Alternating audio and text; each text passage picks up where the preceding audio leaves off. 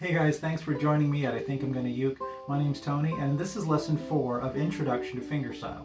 I hope you're enjoying these lessons so far, where my goal in these lessons is to break down playing fingerstyle into basic techniques and teach you the skills that you need so you can use these techniques together and build any finger pattern. So in this lesson, we're going to take a little bit deeper dive into how to play fingerstyle but with intentional emphasis. So I want to teach you some fingering exercises that I hope will make you feel more comfortable with common patterns. So let's get into it. Go grab your uke, tune it up, and I think we're gonna uke. Our last lesson we covered 2-finger and 4-finger finger picking techniques and a little bit of dynamics on how to attack the strings to achieve different sounds that we want to express. So we're going to build off of that from that last lesson. And by the way, if you haven't watched those lessons, maybe check those out first and then come back here and watch this one. While you're at it, go ahead and click like and subscribe to the channel. And be sure to click the notification bell. That way you get updated about upcoming videos. This really helps with the YouTube algorithm, and it helps other ukulele players just like you help find these lessons. In this lesson, we're going to cover 2 main topics, the pinching technique, and then the second topic, we're going to take a deeper look musically at what we're really doing on the ukulele and why does it work. It's what I like to call an eat your vegetables kind of lesson. But before we get into that, let's dig into the meat portion first. Let's learn about pinching. Now, I'm not talking about a fun way to annoy your friends or your little brother, but a fingerstyle technique. Now, in a simple way, pinching is really just plucking 2 strings at the same time with your thumb and another finger. Now, it works the same whether it's a 2-finger or a 4-finger technique, but of course with a 4-finger technique, you're using your thumb plus your 2nd, 3rd, or 4th finger to do the pinching. So follow along with me in this pinching exercise. Let's start with a 2-finger technique where we're pinching the 4th and the 2nd finger on beat 1, and we're going to pinch the 3rd and 1st finger on beat 2, and we're going to alternate back and forth like this.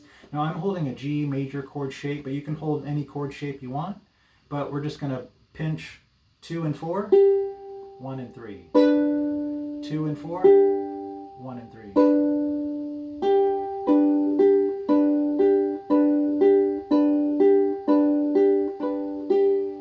There you go. If you are having trouble with this exercise, then just pause the video, run through this pinching exercise a few times until you feel comfortable with it, and then move on. All right, now let's run through this 4-finger pinching technique. We're going to pinch strings 4 and 1, 3 and 2, 3 and 1, and 2 and 1, and 4 and 3. So be sure to use the proper fingers on each of these strings. Remember, every pinch is using your thumb plus one of your other fingers.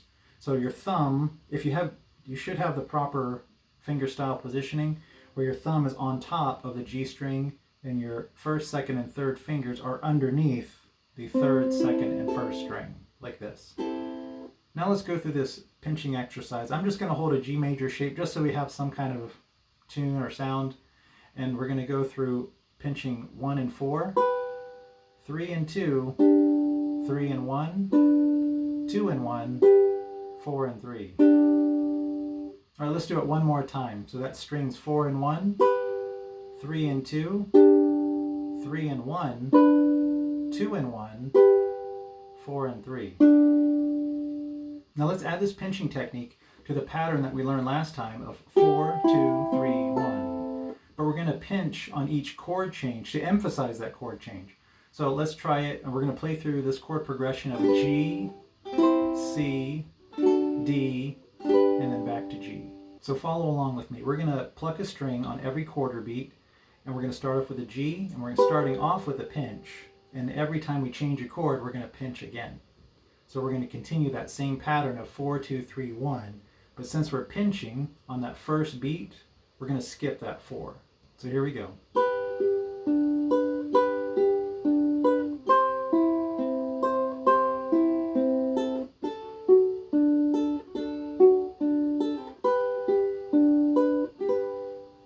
Now I know it may look simple, and in a way it is, but it's knowing which strings to pinch is the part that takes some musical knowledge. Now I'm guessing if you're already interested in learning how to play fingerstyle, then you're probably at least an intermediate player and not a brand new beginner. So I don't know how much time you've spent learning the neck or the fretboard of the ukulele, but it really, really helps to have some idea of what's going on the notes here to help you when you're playing fingerstyle. We're not just pinching random strings. When we pinch, we're either pinching 2 of the same note, like this, like a C, to create a droning sound, to emphasize the beat. Or we're pinching what's called a double stop. So that's when you play 2 out of 3 notes of the chord. Now since the ukulele has 4 strings, and most chords have 3 notes, some have 4, but at least 3. So in most cases, one of your strings is going to be redundant. Let's look at the G major chord shape. From top to bottom, we have the G, D, G again, and B.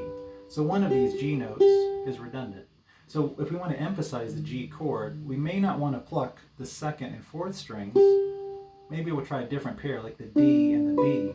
So our 1st and 3rd strings, or maybe our 1st and 4th, like this. But if we want to keep with a pattern, like a 4-2-3-1 pattern, because that pattern is in a 4-4 time, when we're playing this pinch on beat 1, we're just really going to jump in on 2-3-1 on that 2nd beat. Another example is with the C major chord. Now we can pinch to emphasize a chord change to the C, but with the C major shape, from top to bottom, let's look at it. We've got G, C, E, and then C again. So we don't want to pluck a redundant C. So instead we can also pluck that 1st and 4th string, like we did before, or possibly the 2 and 3, like this. And when we change to a D major shape, if we want to emphasize that with a pinch, from top to bottom, our D major shape, we have A, D, F sharp, and then A again. So in this case, you probably wouldn't want to do the 1st and 4th string, because one of those is redundant. So maybe the 1st and 3rd string. So let's play through this fingerstyle exercise again through a chord progression of G, C, D, and then back to G, holding each chord for 2 measures. So when we put it all together, we have something that sounds kind of like this.